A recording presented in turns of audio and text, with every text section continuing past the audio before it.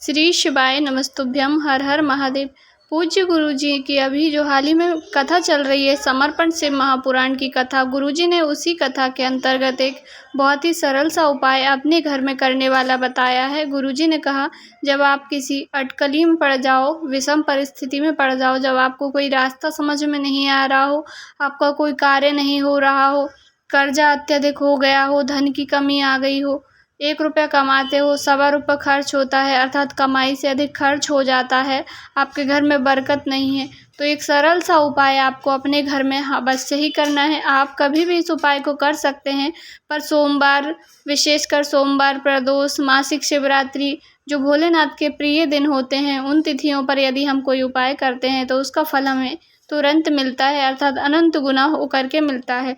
तो आज हम इस वीडियो में बात करेंगे घर पर किए जाने वाला एक ऐसा उपाय जिसे करने से हर प्रकार की कामना पूरी होती है। आप जिस भी कामना से, जिस भाव से इस उपाय को करेंगे, वह आपकी पूरी अवश्य ही होगी। आपको करना क्या है, 5 बेलपत्री ले लेनी है आपको इस उपाय के अंतर्गत।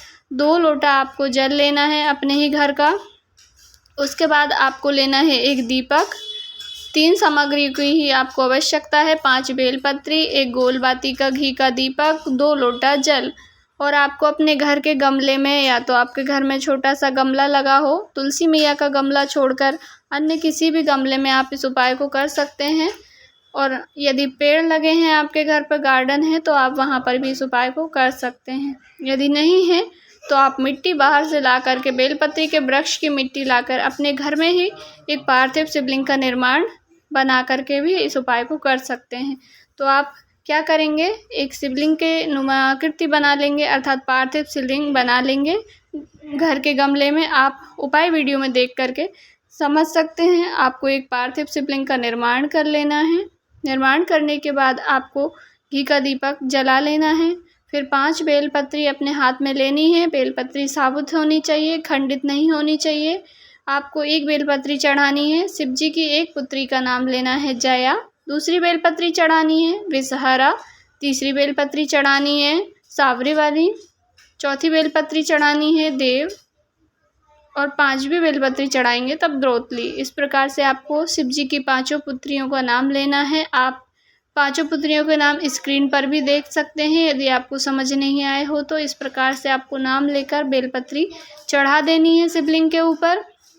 बेलपत्री चढ़ाने के बाद आपको दोनों हाथों में 2 लोटे जल पकड़ लेना है, एक सीधे हाथ में, एक उल्टे हाथ में, और एक साथ जल की धार बनाते हुए श्री शिवाय नमस्तुभ्यम कहते हुए धीरे धीरे से पूरा जल शिवलिंग के ऊपर आपको समर्पित कर देना है।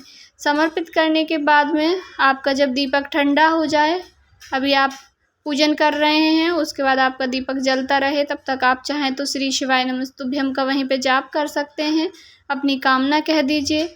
और आप चाहें तो आपका घर है, आप अपना कार्य से निवृत्त हो जाइए, कार्यों से आप अपने कामों में लग जाइए। जब आपका दीपक ठंडा हो जाए, बुझ जाए, उसके बाद आपको 5 बेलपत्रियों को बाहर से उठा लेनी है। अपनी कामना कह करके उठा करके आपको अपने घर में उन्हें कहीं भी सुरक्षित स्थान पर रख दीजिए। गुरुजी ने कहा 5 बेलपत्री को आपको कम से कम 15 दिन और ज़्यादा से ज़्यादा 2.5 महीने रख के देखना है।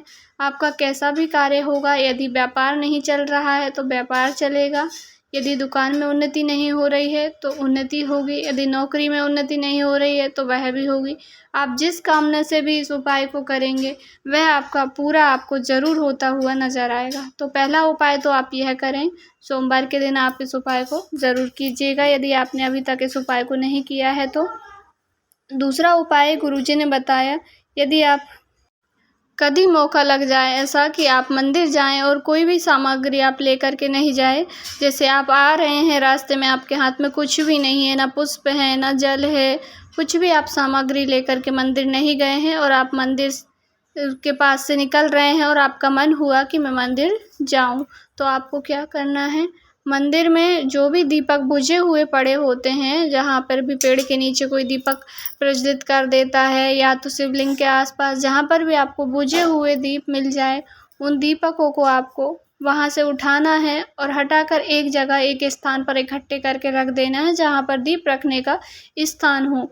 बस जब जब आप मंदिर खाली हाथ जाएं या आप सामान लेकर भी जाते हैं तब भी आप खाली दीपक को एक तरफ इकट्ठा करके रख देते हैं, वहाँ की सफाई कर देते हैं, तो गुरुजी कहते हैं ऐसा कोई कार्य नहीं है जिसे महादेव जी पूरा नहीं कर सकते। अर्थात जिस तरह से आपने बुझे हुए दीपकों को एक और किया है उसी प्रकार बाबा आपकी किस्मत के जो भी बुरे दुख होंगे, बुरी जैसे आपने बाबा की शिवलिंग को साफ़ किया, मंदिर को साफ़ किया, पेड़ पौधों के नीचे से सफाई की, दीपकों को एक तरफ इकट्ठा किया, उसी प्रकार यदि आपके जीवन में, आपके भाग्य में उल्टी रेखाएं भी होंगी तो बाबा उसे भी सीधा कर देंगे, प्रबल कर देंगे। तो आपकी भाग्य विपरीत चल रहा है, भाग्य आपका साथ नहीं देता, आपको ऐसा लगता है कि दुनिया के लोगों के पास जब सुख आ जाता है तब मेरे पास सुख आता है, अर्थात आपका कोई कार्य बनता ही नहीं है, बनते बनते बिगड़ जाता है।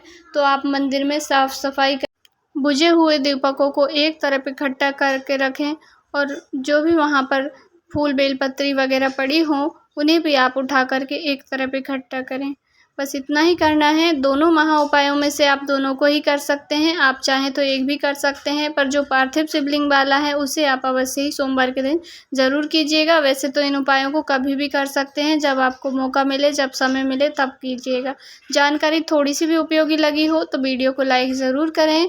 इस उपाय से संबंधित आपके मन में कोई डाउट है, कहीं पे कुछ समझ नहीं आए तो आपका अपना चैनल है, वीडियो की जानकारी पसंद आई हो तो लाइक करें, कमेंट में हर हर महादेव अवश्य ही टाइप करें। चैनल पर नए हैं तो सब्सक्राइब ज़रूर करें। श्री शिवाय नमस्तुभ्यम।